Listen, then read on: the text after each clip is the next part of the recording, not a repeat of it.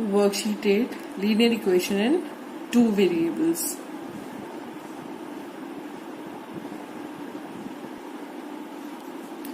We have already studied about linear equation in two variables.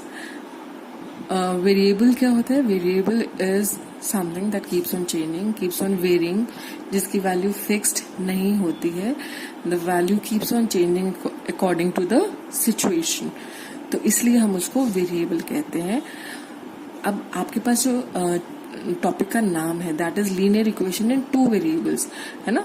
तो इसका मतलब आप जो इक्वेशंस आपको मिलने वाली हैं उसके अंदर you will be dealing with two variables. एक वेरिएबल नहीं होगा, वहां पर टू वेरिएबल्स होंगे and the equations will be linear. Linear मतलब पॉलिनोमियल की जो डिग्री है that will be 1. That means the maximum power of both the variables can be 1. तो x और y अगर suppose you are taking these two variables तो x की value भी पावर भी 1 होगी, डिग्री 1 होगी और y की डिग्री भी 1 होगी मैक्सिमम, है ना. तो इसलिए हम इनको कह रहे हैं linear equations in two variables. और क्योंकि दो वेरिएबल्स है therefore we need two equations to solve for these variables. जितने वेरिएबल्स होते हैं हमें उतनी कम से कम उतनी इक्वेशंस चाहिए होती हैं उनको सॉल्व करने के लिए.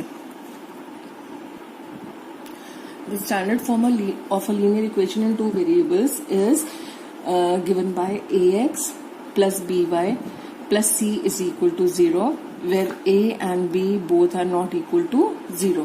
अगर a 0 हो जाता है तो it will be a linear equation and only one variable y रह जाएगा सिर्फ. और अगर a और b दोनों 0 हो जाते हैं तो आपके पास सिर्फ एक कांस्टेंट टर्म रह जाएगी. और अगर b 0 हो जाता है तो आपके पास सिर्फ एक लीनियर इक्वेशन रह जाएगी ax plus c की फॉर्म में. तो it won't be a linear equation two variables. इसलिए ये कंडीशन अप्लाई की गई है कि a and b should not be equal to 0. तो this is a standard form of a linear equation in two variables. Standard form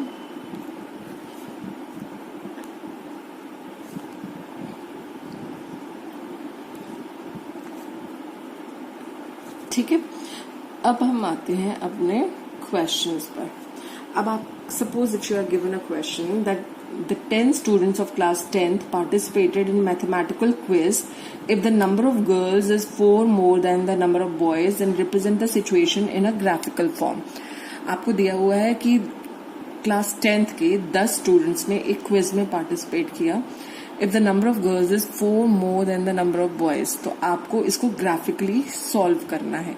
तो question के according हमें the total number of students that we are given is total number of students that participated in the quiz is 10. ठीक है. तो ये total number of students है इसमें there are a certain number of girls and a certain number of boys. हमें क्योंकि number of girls नहीं पता, हमें नंबर ऑफ बॉयज नहीं पता, है ना. Their values can change according to the situation. तो इसलिए क्योंकि इनकी वैल्यूज अननोन है, the values can vary according to situation, इसलिए हम इनको एक एक वेरिएबल असाइन करेंगे. तो let us assume that the number of girls be x. तो let the number of girls be x and the number of boys be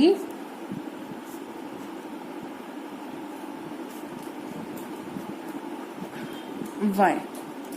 ठीक है. अब सिचुएशन के according they have given that the total number of students are 10.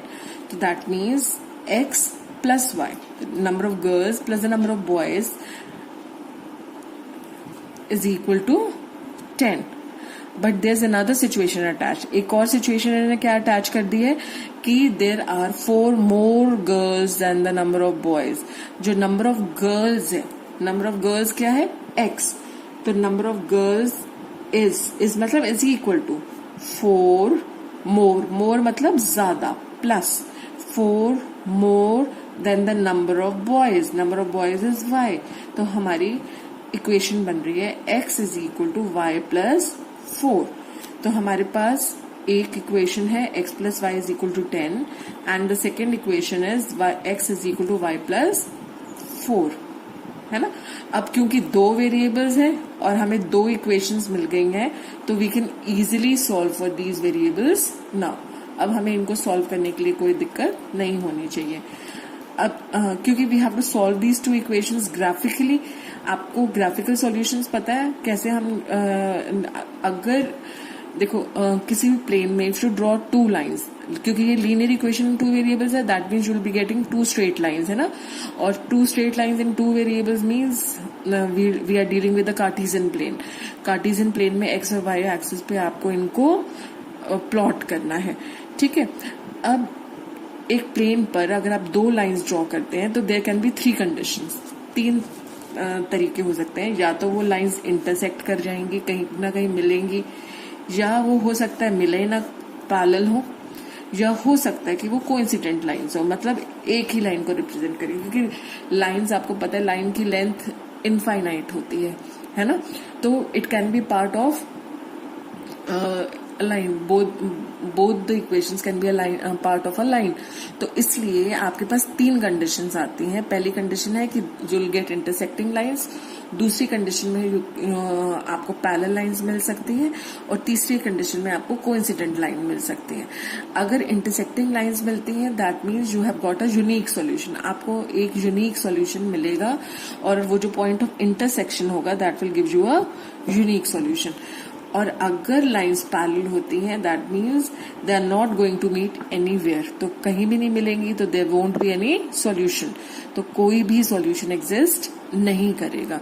और अगर तीसरे case में जैसे लाइंस कोइंसिडेंट होती हैं तो आपको पता चलेगा, कोइंसाइडिंग लाइंस हैं तो आपको पता चलेगा कि you will gate infinite number of solutions, क्योंकि सारे पॉइंट्स कॉमन है। तो इनफाइनाइट, एक लाइन के ऊपर इनफाइनाइट नंबर ऑफ पॉइंट्स होते हैं, तो इनफाइनाइट सॉल्यूशन आपको मिल जाएंगे उसके, ठीक है। और before starting with the problem आपको सबसे पहले ये चेक करना है कि आपका इन तीनों में से कौन सा केस आ रहा है। हमने अपने उसमें पढ़ा था पहली क्लासेस में कि अगर हमें दो लीनियर इक्वेशन दी हैं, suppose a1x plus b1y plus c1 is equal to 0 और a2x plus b2y plus c2 is equal to 0, तो हमें कैसे चेक करना है कि हमारी किस तरह का ग्राफ बनने वाला है। उसके लिए हम a1 अपॉन a2 मतलब x के कोफिशिएंट्स का हमने रेशो निकालना है, हमने y के कोफिशिएंट्स का रेशो निकालना है, और हमने कांस्टेंट टर्म्स का रेशो निकालना है। तो अगर a1 अपॉन a2, जो a1 अपॉन a2 का रेशो है वो b1 अपॉन b2 के रेशो के इक्वल नहीं है, देन इन दैट केस आपको क्या मिलेगा, you will get intersecting lines और you will get a unique solution. Or you can also say that the equations are consistent, है ना, consistent, एक ये टर्म भी इन्वॉल्व होगी, ठीक है। equations will be called consistent अगर a1 upon a2 is not equal to b1 upon b2। इसी तरह से if a1 upon a2 is equal to b1 upon b2 is not equal to c1 upon c2। आप देख रहे हैं, इसको मैंने हम कैसे याद कर सकते, कभी हाँ कभी ना टाइप्स, है ना। तो कभी हाँ कभी ना, तो आप एक डिलेमा में हैं, डिलेमा मतलब आप एक दुविधा में हैं, तो आपको जब आप दुविधा में होते हैं तो आपको कोई हल नहीं मिलता, है ना। तो दैट मीन्स अगर इस तरह की सिचुएशन हो तो नो सॉल्यूशन। नो सॉल्यूशन मतलब पैरेलल लाइंस, क्योंकि पैरेलल लाइंस कभी मीट नहीं करती, इसलिए नो सॉल्यूशन। और आप इसको इनकंसिस्टेंट भी कह सकते हैं, ये टर्म भी यूज हो सकती है, that the pair of lines are inconsistent, ठीक है।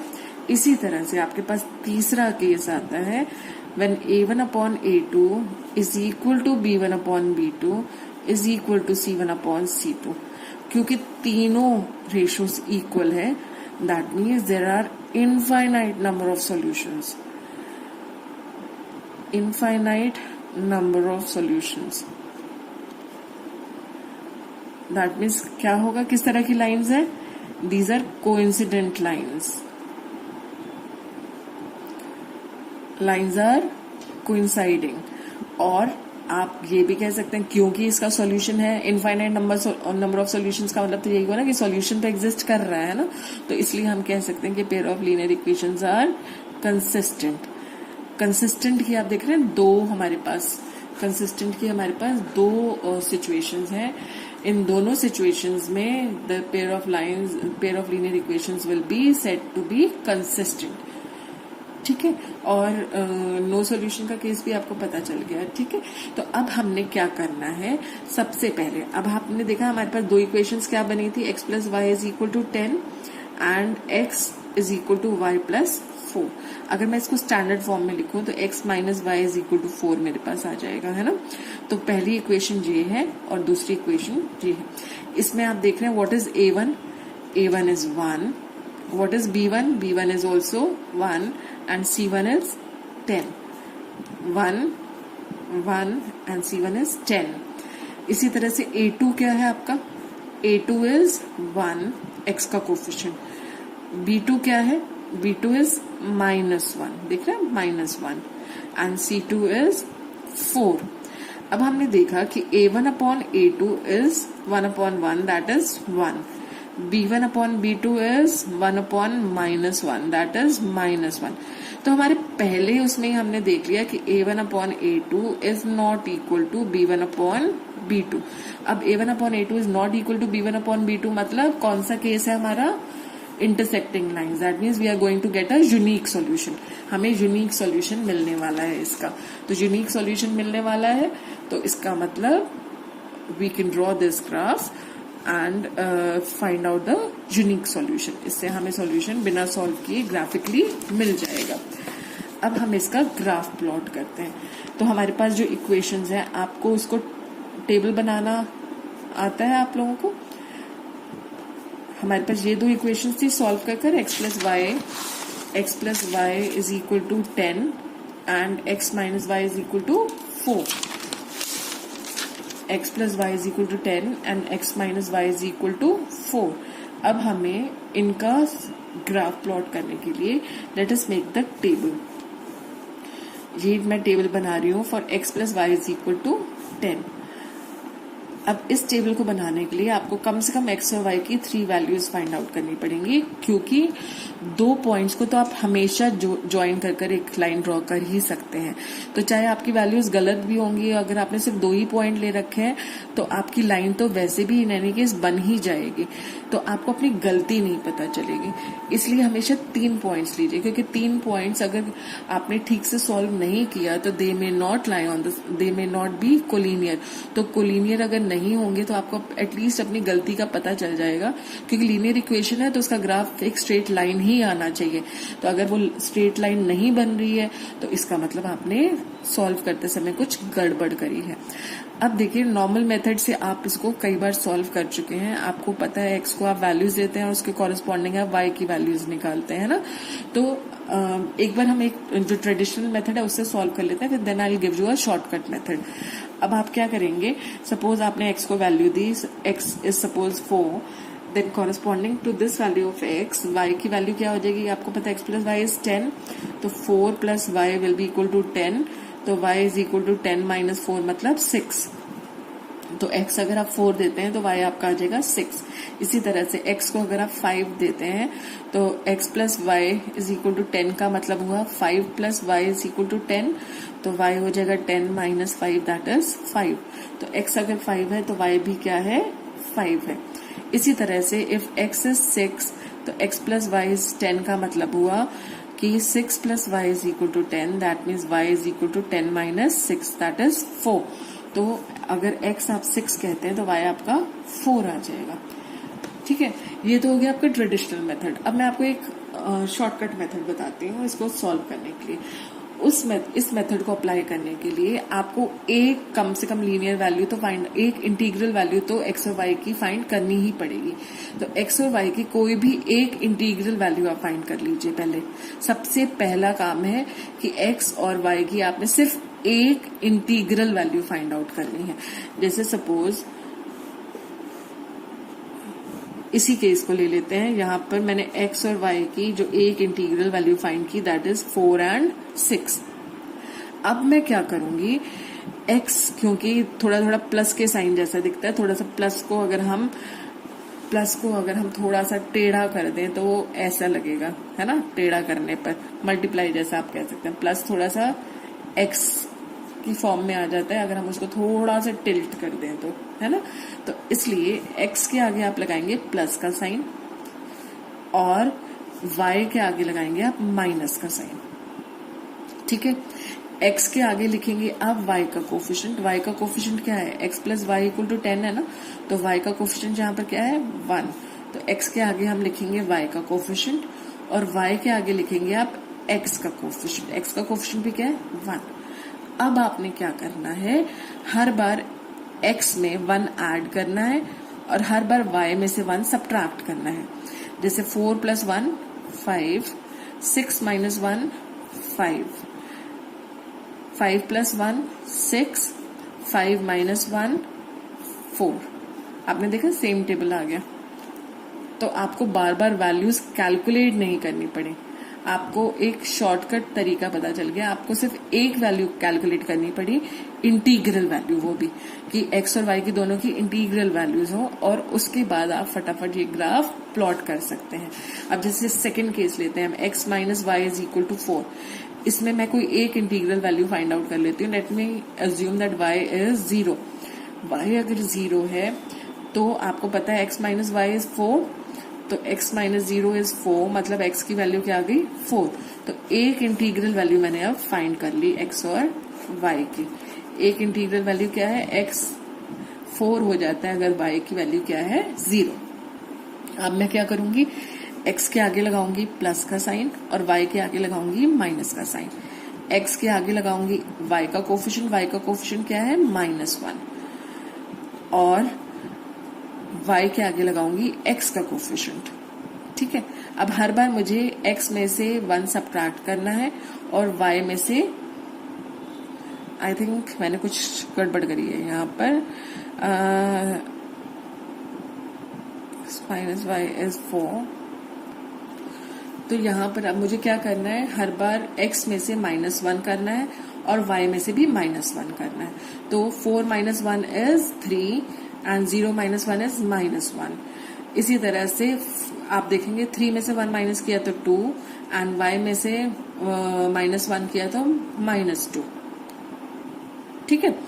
अब आपको ये जो वैल्यूज हैं ये प्लॉट करनी है ग्राफ पर।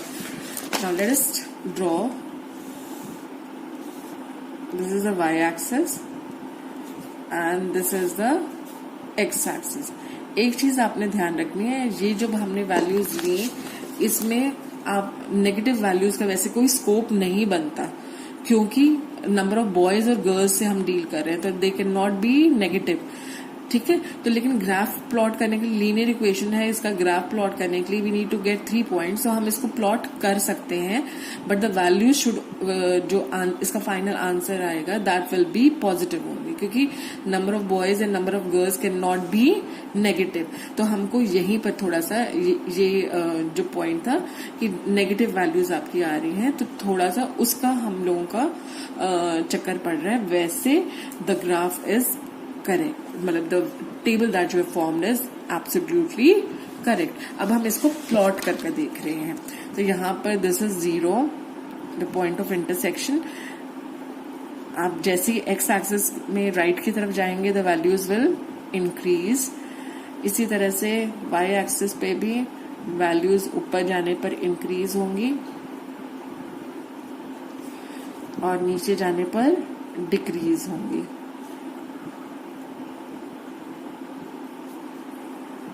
On the left hand side the values will keep on decreasing.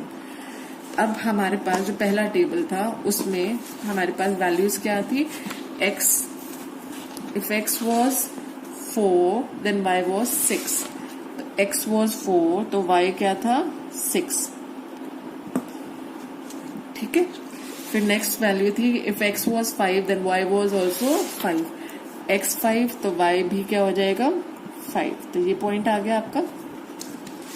इसी तरह से x अगर 6 है तो y क्या आ जाएगा 4, x अगर 6 है तो y की वैल्यू आ जाएगी 4। अब आपको 3 पॉइंट्स मिल गए, इन तीनों पॉइंट्स को हम ज्वाइन कर सकते हैं। इसी तरह से now let us draw the line of the next equation.